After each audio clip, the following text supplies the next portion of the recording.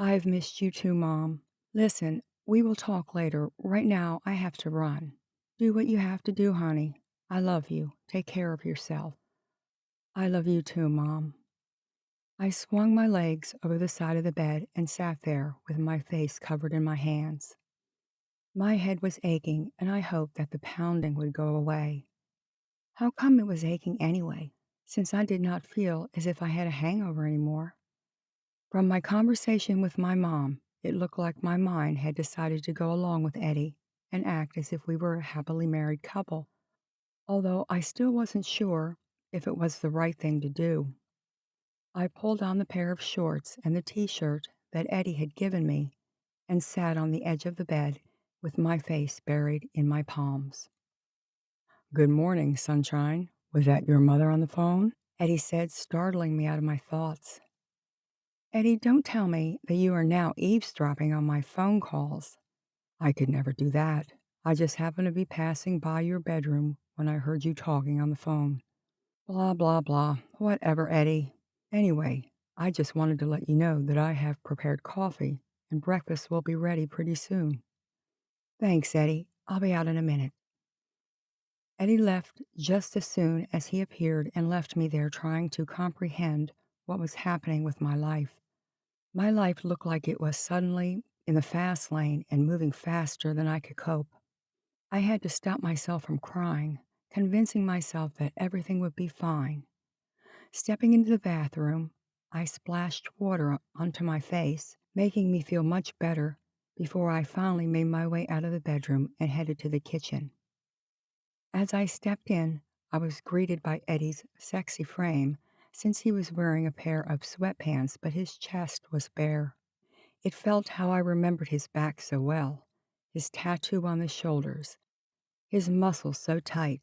His sweatpants clung low onto his hips, making him look even sexier, and I felt myself becoming warm inside, a sort of excitement coursing through my body all the way to my nipples pebbled, pressing into his t-shirt, and I felt as if my whole body was deliciously on fire.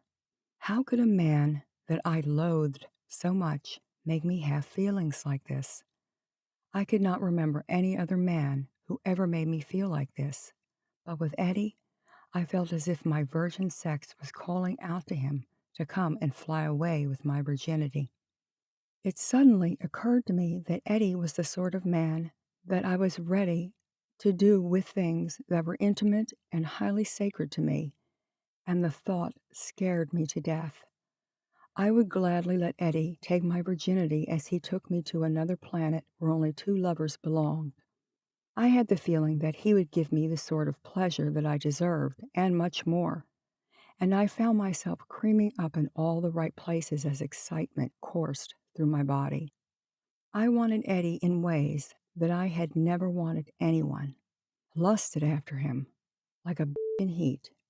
A crazy idea crept into my mind, and a very crazy one indeed. It looked like when I was around Eddie, the craziest of ideas crept into my mind.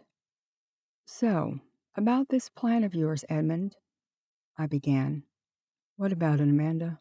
he asked, turning around to look at me as my eyes shot to his muscular chest and the six-pack just below.